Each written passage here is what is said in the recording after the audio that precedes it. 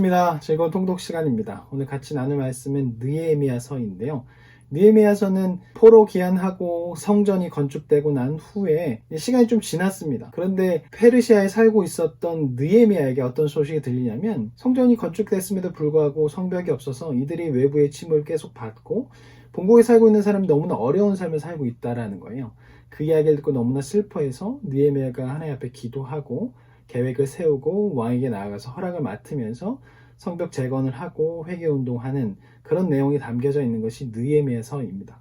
좀 더 이야기를 좀 자세히 들어보면 먼저 느헤미야가 하나님 앞에 기도하고 계획을 세웁니다.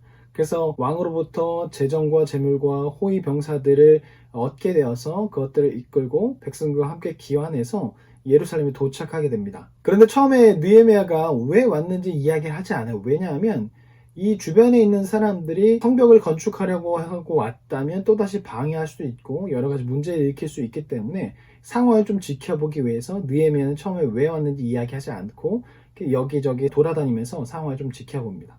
그리고 은밀히 지도자들을 불러서 성벽을 재건하려고 합니다 라고 이야기하고 본격적으로 성벽을 재건하기 시작합니다.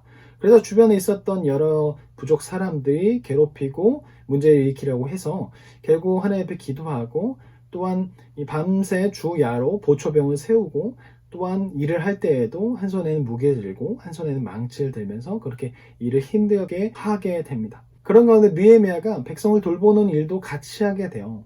이 지도자들이 힘 있는 사람들이 힘이 없는 사람들의 것들을 빼앗고 괴롭히는 일들이 벌어진 것이죠. 그래서 그들을 심히 꾸짖고 이자를 받은 것을 다시 돌려주게 하고 이런 일들을 하게 됨으로 인해서 백성들의 어려움까지도 해결하는 그런 일을 보여주게 됩니다. 그런 가운데 도비아과 산발랏이 느헤미야를 없애기 위해서 은밀하게 뭐 이야기하자고 불러요. 근데 느헤미야가 거기에 가지 않게 되고 그래서 여러 가지 협박을 계속합니다. 쿠데타 일으키려고 한 거 아니냐, 이것을 내가 페르시아에게 이야기하겠다, 여러 가지 것들을 이야기하지만 느헤미야가 거기에 동요하지 않고 그럴수록 하나님께 더욱더 기도하고 결국 기도에 매진하면서 성벽 건축을 매진한 결과 52일 만에 성벽을 완공하게 됩니다.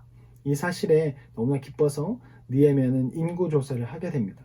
그리고 8장에서는 에스라 학자를 불러서 율법을 낭독하게 하고 율법을 가르침으로 해서 백성들을 회개하고 하나님 앞에 언약을 임봉하게 됩니다. 그리고 난 후에 12장에는 예루살렘에 누가 이제 오게 될 것인지 이야기를 하게 되고 거기서 뽑힌 사람들이 예루살렘에 들어가게 됩니다.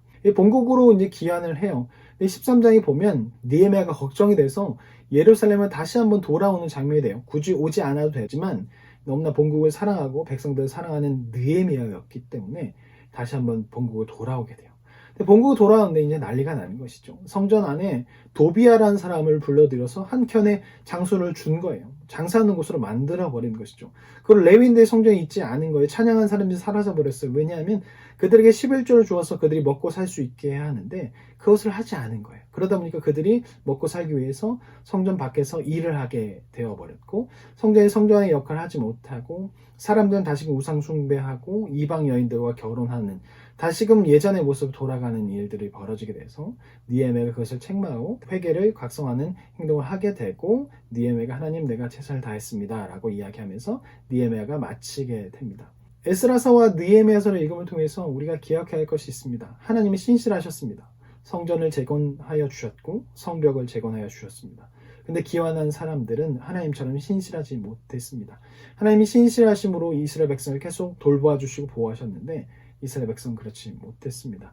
우리가 이 두 개의 성서를 읽음을 통해서 우리의 모습을 좀 돌아보아야 할 것입니다. 우리는 예배를 통해서 때로는 감정이 마음이 뜨거워지면 하나님께 돌아온다고 이야기하지만 다시금 현실에서 금방 식어지고 다시금 옛 습관을 쫓아서 살아갈 때가 참 많이 있습니다.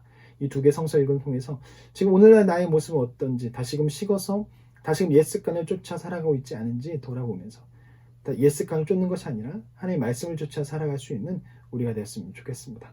그러면 다음 시간에 뵙겠습니다. 안녕히 계세요.